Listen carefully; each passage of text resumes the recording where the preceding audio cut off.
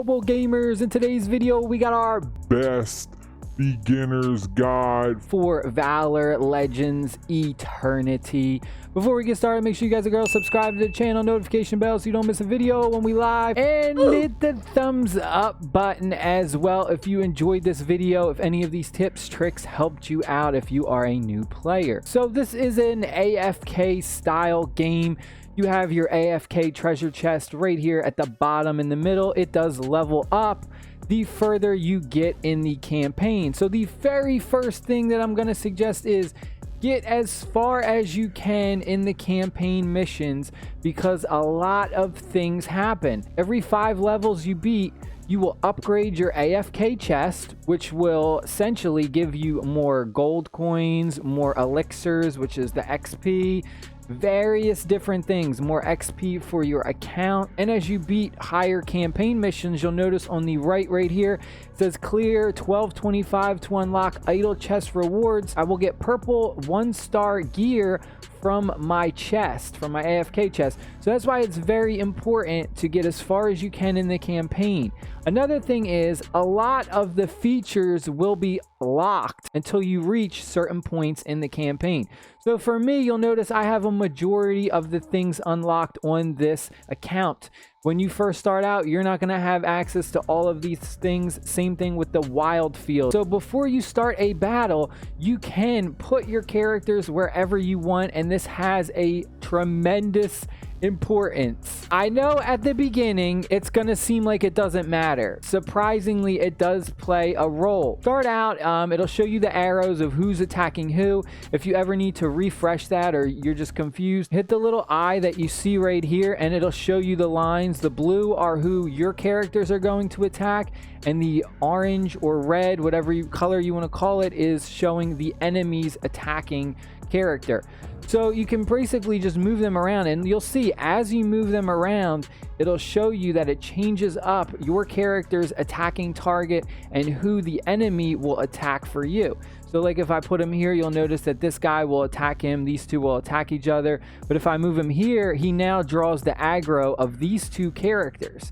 So there's a lot of stuff that goes into play. I'll make a whole video that'll be dedicated straight to formation, so because I don't want to make this too long. Now, if you ever have an instance where you're stuck on a level, you can click right here underneath where it says versus, click this little camera icon, and this will show you a replay of other players who beat this level, and it'll show you the lowest power that some of them beat it with. So just because your power isn't high doesn't mean you can't beat it, because you'll take a look at this. All right, so this guy beat it with only a 30,000 power team, and we're going up against a 48,000 power team, right?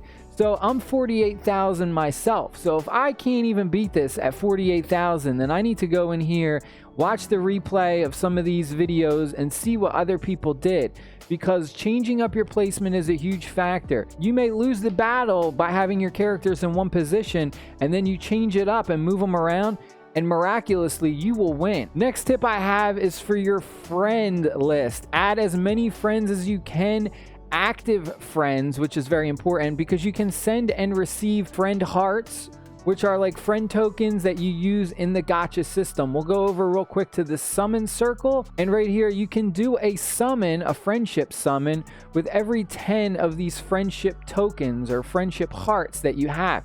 So you want to maximize your friend list because you need to summon a lot. You need to do tons and tons of summons throughout this game. Another thing that I'm going to highly suggest is you don't use all of your gems just for summons. Now it requires 2,400 gems to do a 10 pull. You don't go and just blow all your gems here, because there is a ton of other ways that you can use your gems, and they are extremely helpful. Early on, it's okay to use your gems to do the 10 summons because you're not going to have a lot of characters. Once you get your account up and running, that's when you want to be a little bit more mindful about how you use your gems. You go into the magic store, you'll see there's a bunch of different ways we can use our gems, like gear for our characters, which is very important. So you can go through here, check this out.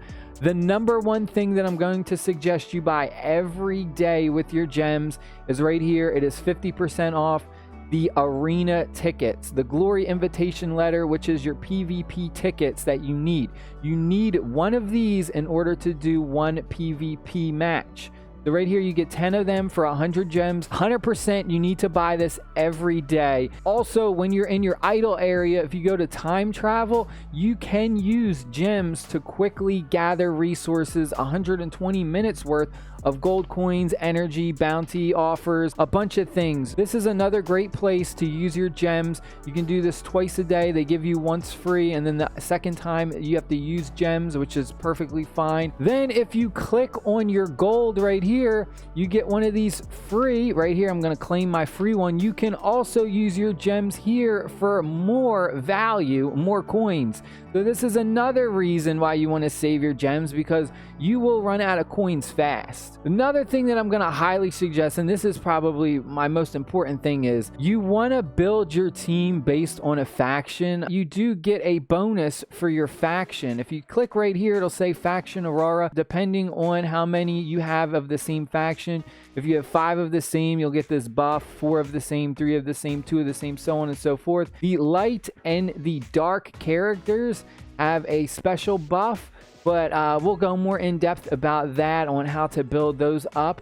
But it's definitely better to try and focus on one faction early on, because it'll just help you a tremendous amount. You'll get lots of more bonuses. It'll make it easier to progress in the campaign. You should be building your faction based on the legendary characters that you pull. Early on, 3 Legion faction very fast. We got Eric, the Lion Lord Eric, and we also got Renee, Soul of War Ayla. We got those early on, so I was like, all right, 100% we need to build a Legion faction for this. It's going to vary. You may make an account where your pulls might get a bunch of the forest legendaries, and you might be like, all right, I need to build a forest faction because the forest team is just going to be better for me on this account. Once you reach like the max level of 80 and you have them at 6 stars, you have to awaken them to really progress them any further. So you can potentially awaken them before you even level them up. When you awaken a character, make sure that you do not use your legendary characters unless you have to. For our space-time mage right here, you'll notice we need a duplicate of him, which he's legendary, so that's fine. But then we need 2 5-star Legion,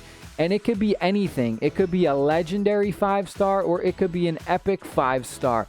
Use the epic 5 stars. Don't use your legendaries. Legendaries are very hard to come by. So what you do is you'll just take an epic Iron Armor Jack, for instance, and he's a 4-star epic. So we're just going to awaken him to 5 stars, and then we could use him. We got more videos to cover in this game. There's a lot to talk about, but stay happy, stay safe. I'll see y'all in the next video. Like this video, subscribe. Peace.